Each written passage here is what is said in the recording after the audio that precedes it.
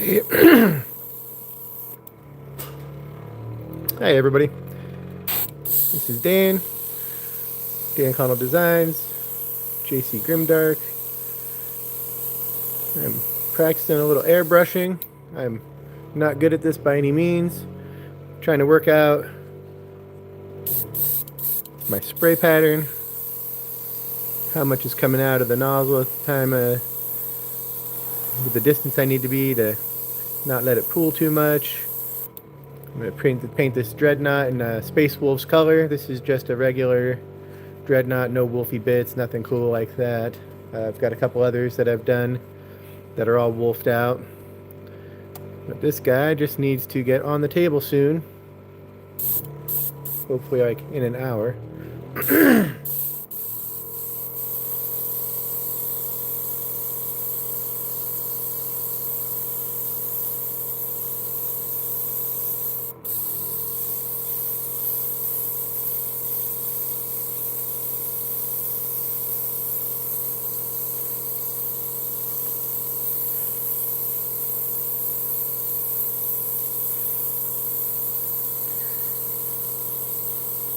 So I'm trying some different stuff here. Good or bad, I will find out. But I've watched quite a few videos recently about not needing primer. Most of my models have primer on them. I'm going to try this one without. What I've noticed is if I go to strip, I've got this a little too thin, so I'm adding a little bit more paint here. My airbrush medium is just coming out so thin it's pooling very easily, and I don't want that to be the case.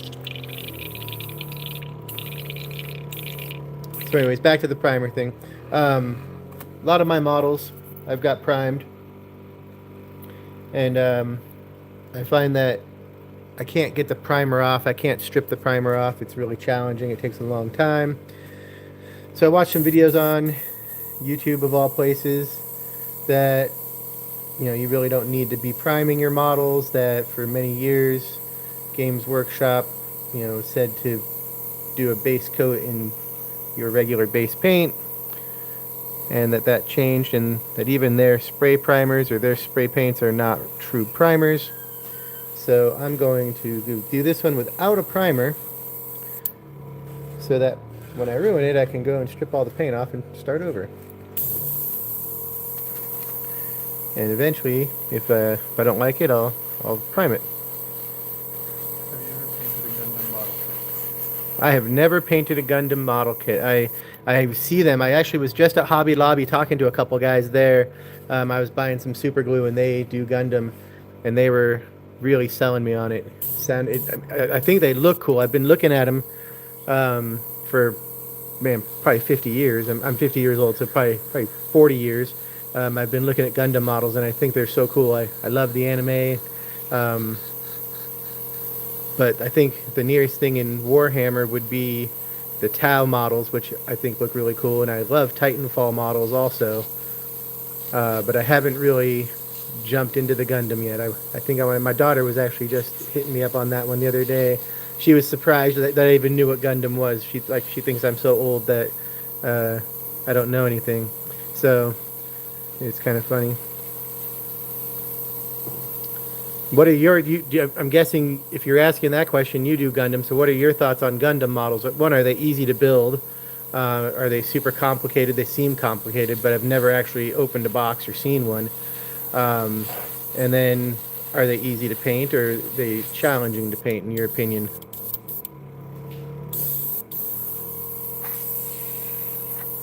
I'd like to know that.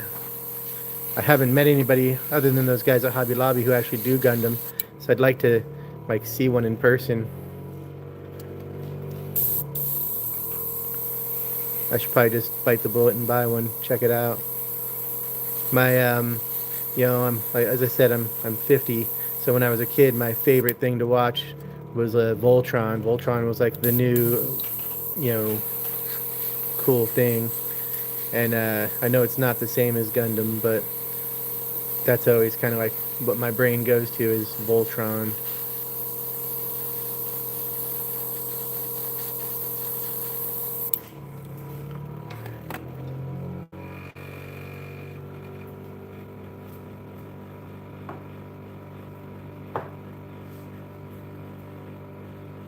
Yeah, that's kind of where I'm at. I'm learning. I'm making a lot of mistakes on Warhammer stuff and learning quite a bit. So I would imagine the learning curve would be very similar with Gundam.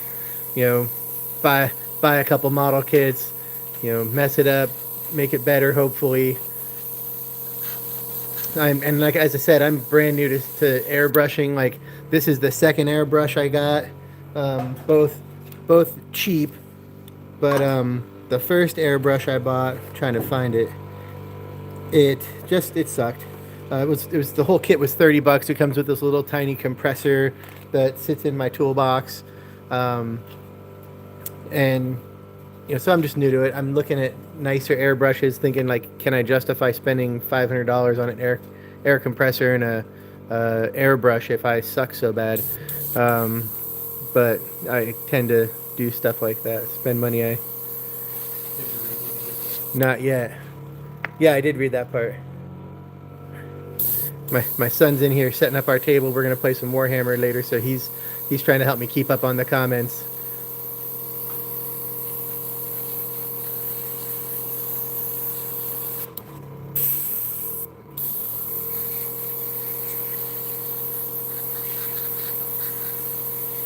I I started I started with Warhammer with Space Wolves because I'm kind of I like the lore. I like the Viking wolf, theme, and like totally into that stuff. So it was just a no brainer for me.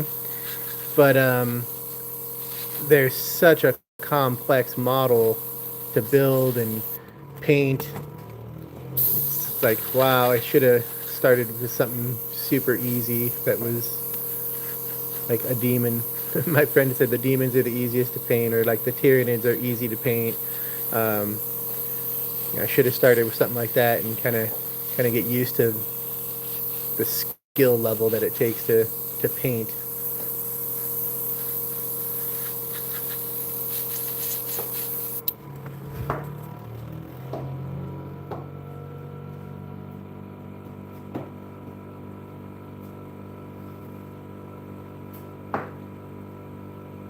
Little sweater on the table. What kind of tools do you need to put them together? Is it just like the regular hobby knife and uh, you know flat cutters and stuff like that, or do you don't need tools to put them together? I think some of the Warhammer models they sell that you don't need tools to put together. The press fit, I disagree. I think they still need tools and glue. It's kind of challenging to put some of those together without tools.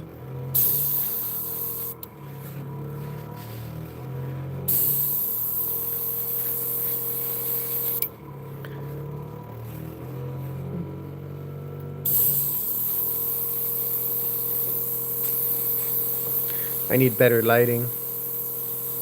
I've got three different LED lights here. My phone is sitting on like a ring light, which helps with the phone view, but it doesn't help me much. Nippers, some parts come in sprues. No glue necessary. That would be nice. Although I do like the modeling glue, like the plastic glue not being like super glue. Um, I do a lot of 3D printing, and I 3D print little parts to like upgrade parts from Grey Tide Studios for some of my dreadnoughts. Hey Joe, grab one of those dreadnoughts that's got the Grey Tide Studio parts on it. And like the other day, I glued my fingers together for like an hour while I worked hard to get them unglued. That one? Yeah, that's a good start. So this is a Redemptor dreadnought with Grey Tide Studio parts, and he's all magnetized so I can take him apart, which helps quite a bit with painting. So I've got different gun pieces that you can slap on, but this is a Grey Tide Studio piece, this shoulder, so it makes this dreadnought look like a Space Wolf for sure. And then he's got this little flamer right here that again's magnetized on, so I can put the flamer or the machine gun on.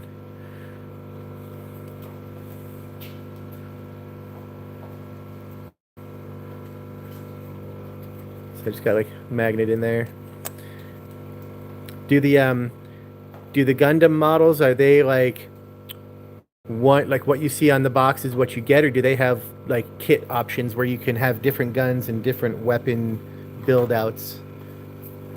Because that's one of the things I kind of like about these robots is that they have so many different build outs. It's kind of fun to make them interchangeable parts with the magnetization and stuff.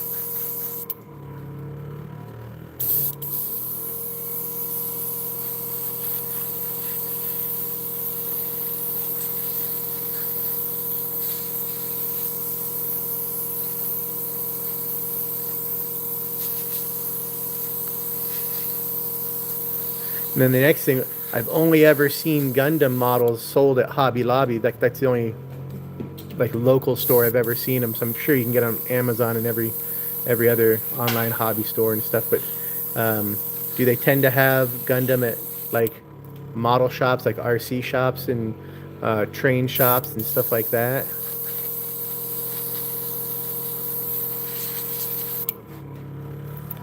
What you see is what you get. A lot of them are interchangeable, or yeah. See, I'd like to customize stuff.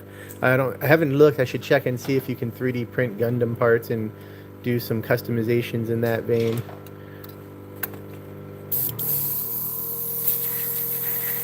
Because the customization is one of the things. Like to me, the building and painting is the funnest part of this whole hobby. The fact that you can play a tabletop game with it afterwards is, secondary cool for me. Um, for some people, I think the game is the priority. I don't know if Gundam is just model and collecting hobby, or is there a component, like a game component to it also?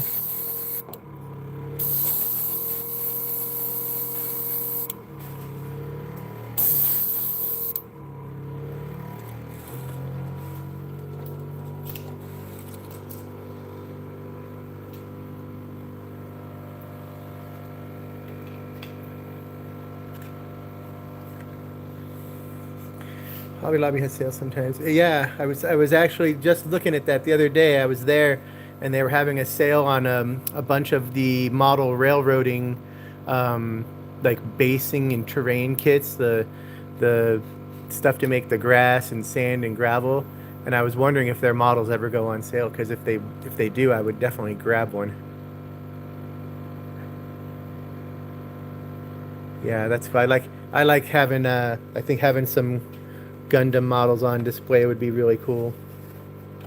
So this is another one that I magnetized so he can come apart, so it'll make my painting a little bit easier for me.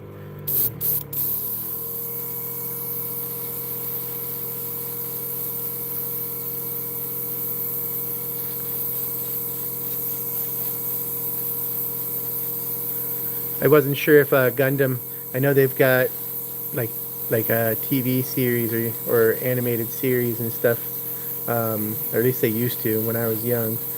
Um, I don't know if they have like a book series or any stuff on Netflix. I haven't looked for anything. Like I think it's cool that Warhammer has like Warhammer TV, which is kind of neat. Just another component to keep you in the hobby, I guess.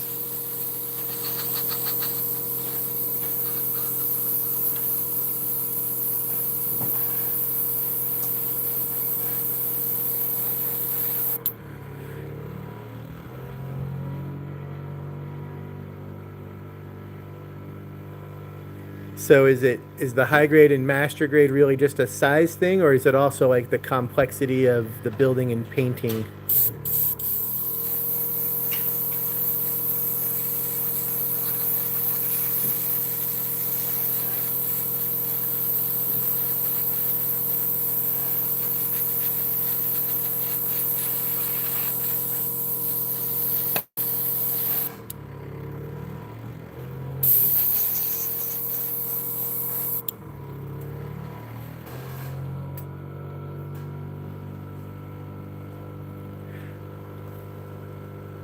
I was wondering. I think all the Gundam is made in Japan, isn't it? Or is there a manufacturer in America? I thought they were just all manufactured in Japan.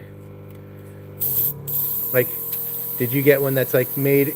because I think over in Japan, I was just watching something about like the Gundam stuff over in Japan is like kind of going crazy right now, and I don't know what the reasoning was behind it. If there's something where it's getting harder to get the models, whoa, or is it just that there's newer models? But there was something I was watching, and they were just saying like it was hard for them to keep them on the shelves. Oh yeah, I bet the shipping is crazy.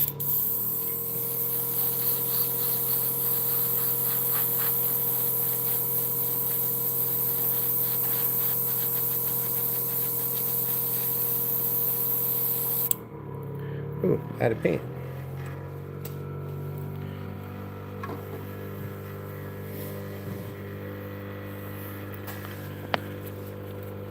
So like I said, I'm new to airbrushing, so this is I've just been adding like airbrush medium to my pot, and then I just mix my paint right in there with it.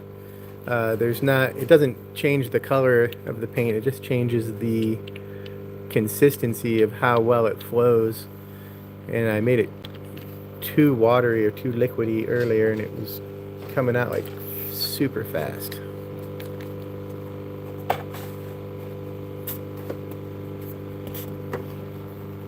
The Gundam paint colors are super vibrant. I was actually considering getting the Gundam yellow to use with my Space Wolves because they have like some really cool yellow bits on them.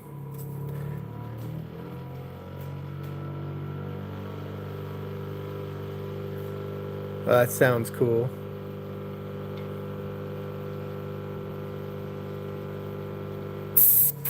I was wondering, I can't remember, like, do some of the Gundams have like a shield and a sword? For some reason, I feel like there's a sword on one of the Gundams I liked.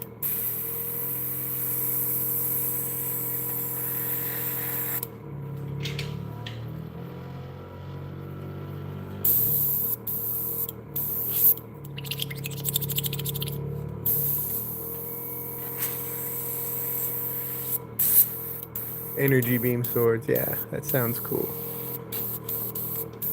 I'll have to look at some of the Gundam stuff the next time I'm at Hobby Lobby and see what they've got.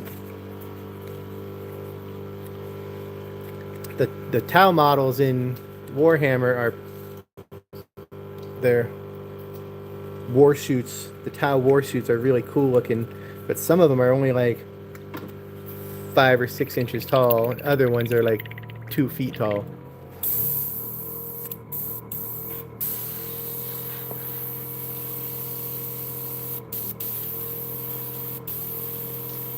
Come on, give me some more paint.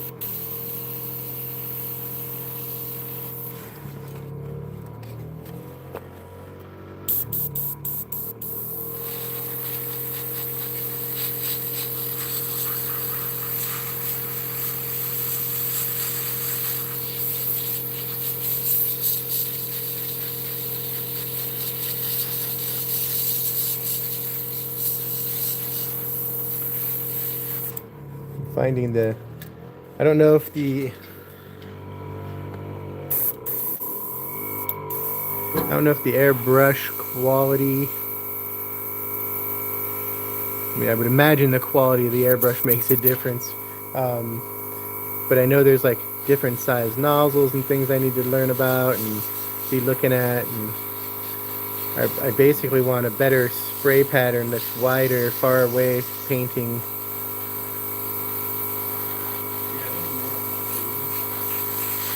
Any more what? No, I only printed a couple of those because those were like more for testing.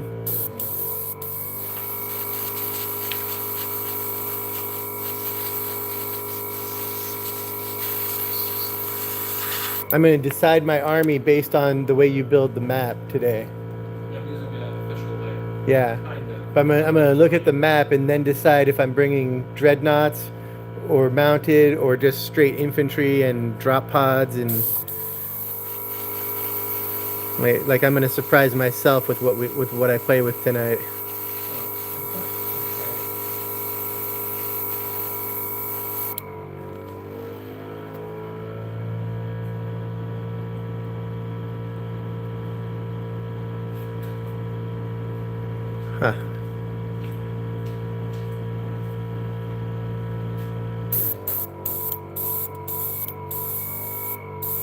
Was that an airbrush kit that you bought for $200 and didn't end up using?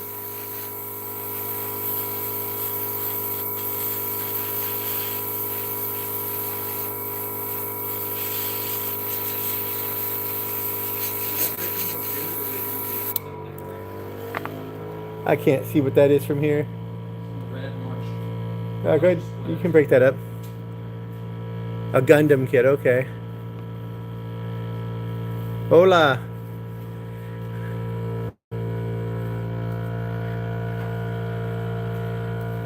We're painting some more. I'm painting Warhammer. I'm doing practicing my airbrushing skills on a couple of dreadnoughts, and we're chatting about Gundam at the same time.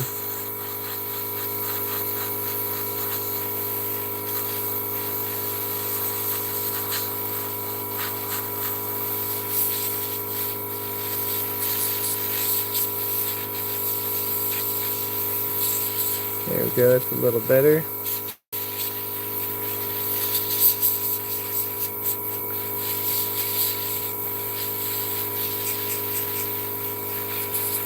Are you a Warhammer player or just interested in miniature painting?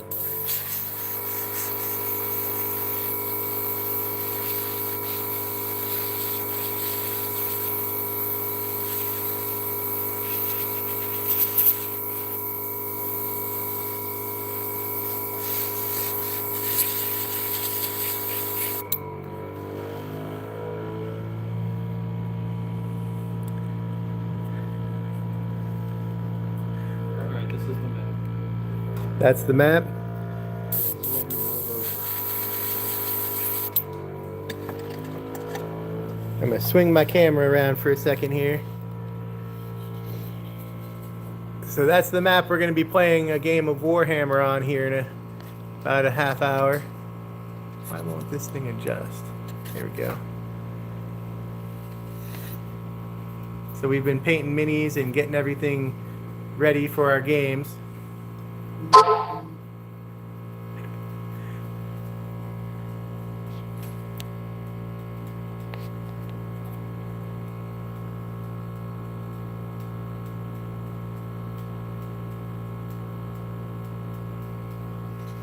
What's Yiddish? The Warhammer talk?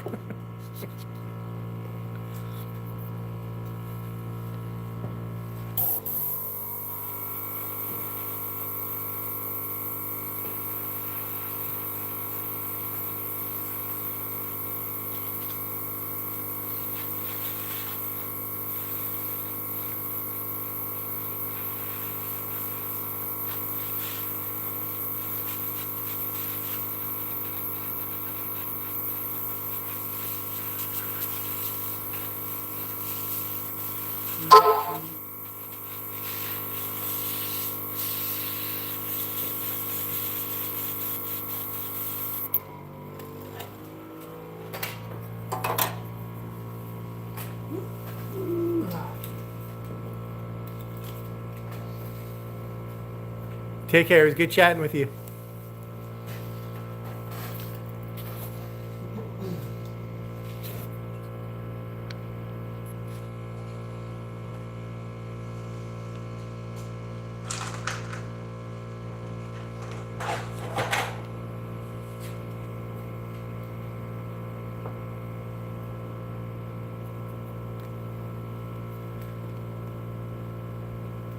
What's Joshua R? Is that you or is that me?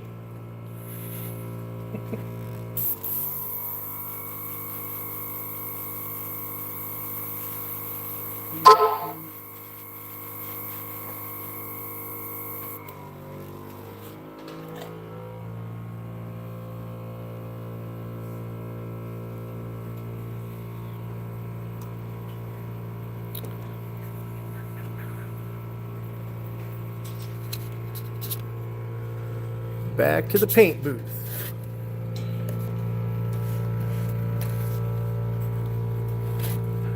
So you getting your army together? My room's already good. You're just building off what you had? Yeah, I did that all last night. Yeah, okay. There's gonna be some stuff I have to explain to you about the map we're using, so whenever you're ready. Yeah, let me finish this paint pot and then I'll clean the gun and jump over there.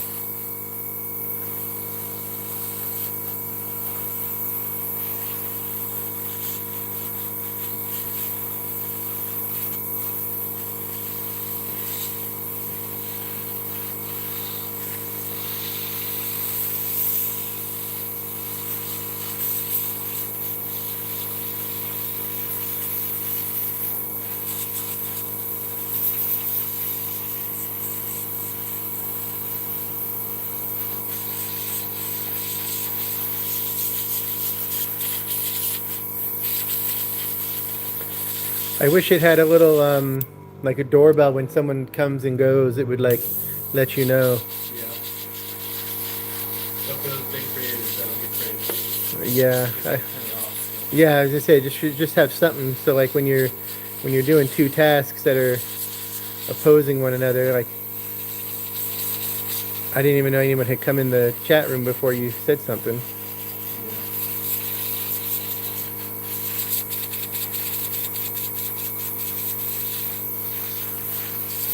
And I don't know how to tell if anyone's still here or if it's like everyone's left or what.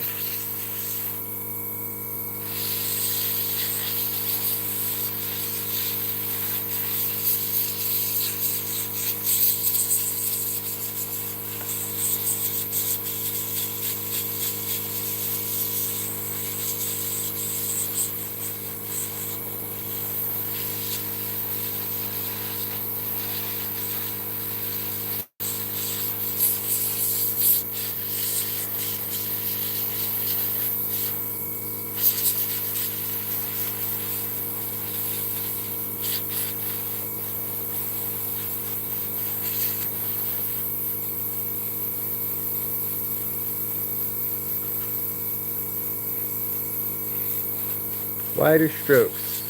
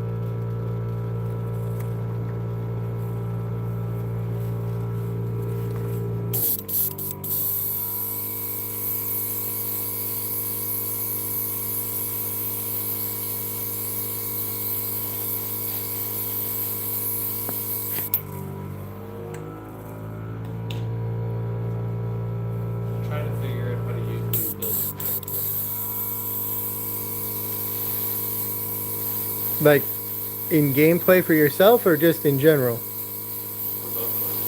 Like how to find rules for these two buildings right here. Because they're fully enclosed and they're too small to be ruined. Because the two units could not fully fit within them at the same time at all. Like first here we treat them as completely line of sight breaking buildings. You can move only within them, but you cannot shoot out and they cannot be shot into. My other thing is I put the roofs back on them and we treat them as Elevation? obstacles you can climb on top of. Yeah. But we don't very often use that. So Well, not if there's no cover on top, dude. If there's no cover, well, when you're on top you always get benefit of coverage. no. Yeah, that's how it works for ruins. I know they No, it works for ruins because there's walls on no, ruins. no, when you're in a ruin you have benefit of coverage no matter what from enemies shooting. Well, I mean, those aren't ruins. If they have tops on them, you're They're like fucked. ruins, right? That's what I'm saying. We have to come up with a fair rule for this because they don't. Right now, they don't act. So tell me what you want. Do you want ruins or do you want a building? I have these set up so we can go on top of them. Right, I see that. But what I'm asking about those things specifically, Yeah. do you want them to be? That's what I mean. We have to agree on something. What do you think would be best? Because I'm kind of stumped here. If we make them your unit can fully enter them, and but they can't shoot out or in. Is that useless? It sounds useless. I mean, because then it's just a hidey hole. Yeah. Like you could drop a dude in there. The lone operative. Yeah, and like he's done for the whole Yeah, game, that's- man. he Like can never be I'll shot. never have to move him. You'll have to go into that building to go get that guy, and as soon as you get within 9 inches of the building, He was just moved. he That's moves. true.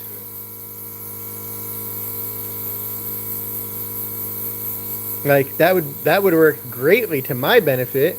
Yeah, that's true. And the fact that I have 3 dudes who act as lone operatives, as long as they're within 3 inches of a dreadnought, then I mean I could put those guys inside those buildings, have a dreadnought on the outside of those buildings, and he can just sit there and heal them time after time after time, and I never have to worry about him getting hit. Very glorious too. Yeah. I mean, if you're gonna do it, I would exploit the shit out of it. I think I'll just take these off of here. Or off to the side and I'll put them up here.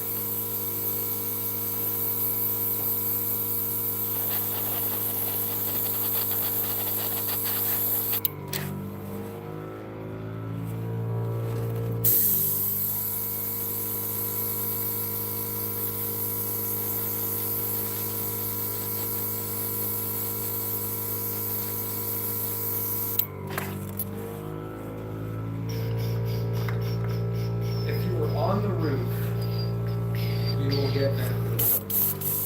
You cannot go inside the building. But benefit of cover is just like minus, Plus one to your safe roll. yeah. So, I guess minus one to your safe roll, but I mean, but it if you're doesn't, safe. yeah, so I mean there's no line of sight blocking at all. But people on this building can see over this obstacle into here. They can't see obviously. No, so you're putting a wall up there, so there is some slight line of sight blocking. Right. Okay. That's what I was concerned about, was like, Like you can't pop a unit up here just to rain fire on the center objective. But you could get some models up here to shoot maybe into this objective right here. But then that objective could also shoot back at them. So that's not unfair, I don't think.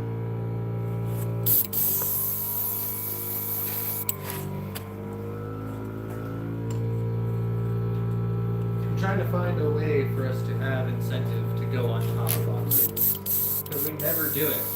And I feel like we have to try. Now the only thing that I see exploitative about this, even though it's technically allowed in 40K, is my eliminators can climb up on top of this building, shoot, and then retreat back down to the bottom where they're fully behind the building. And rinse and repeat over and over again. but I mean, in theory, that's allowed on any obstacle. Mm-hmm. So, So eliminators also, they don't get any bump. I mean, they still have to go up and over, right? So what's their movement? 6 inches. 6 inches. So So they can definitely, it's 3 They can inches go- up and 3 inches in. right, but they have to be. I mean, that's if you're standing at the base of the building. Yeah, they would be. Yeah. So I just think keep that they in also, mind. They also have stealth while they're with the librarian. Stealth is They can't be shot within 12 unless they're within 12. that's not 12. That's lone operative. Stealth is something else. They I have was just something. looking it up last night. Stealth is something else. Let me look at it. But you're right. They have stealth. But your thing, what you just said, is not stealth. Let me look at it. Stealth is like -1 to hit or something like that. It says,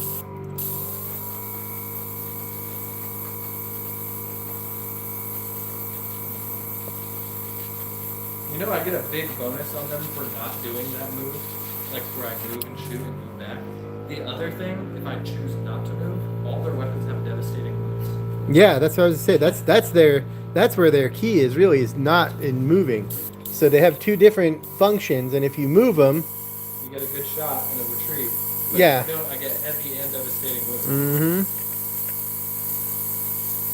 It says they have the stealth ability and cannot be targeted unless the attacking model is within 12 inches. So they get both How do they get that? because they're with the librarian. The librarian has that. Yep, shrouding. When this model is leading a unit, models in that unit have the stealth ability, and that unit cannot be targeted by ranged attacks unless the attacking model is within 12 inches.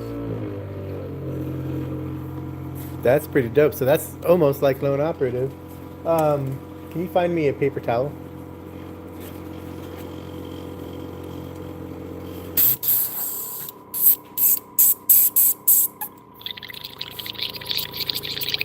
Yeah, see? And stealth makes it so that they have -1 to whatever hit roll is taken against them. So if you're shooting at them with something that makes a hit on 3s, you're now hitting on 4s. Doesn't your lone operative also have stealth? He has stealth, lone operative, some kind of evade. He's got all kinds of stuff, but he's one dude. He's not giving that to any other guys, you know. Yeah. So that's the librarian in Phobos armor that has that, right? Yeah. The librarian in Phobos armor is it's not your Crucible No, librarian. he's just a regular guy. Regular librarian. That's the one I gave you too. No, this guy? What Yeah. was that? The model. I gave you that guy. You did? Yeah, because I bought him to use as a Space Wolf and then I didn't. He's a good model if you Mhm. have eliminators. I mean, He's I a guess good he- model if you have anyone he with can attach- Phobos. He can attach to any Phobos. Any I Phobos. might have to get another one of these guys. Yeah, 3 more. 2 more. I'm going to have to get a couple now.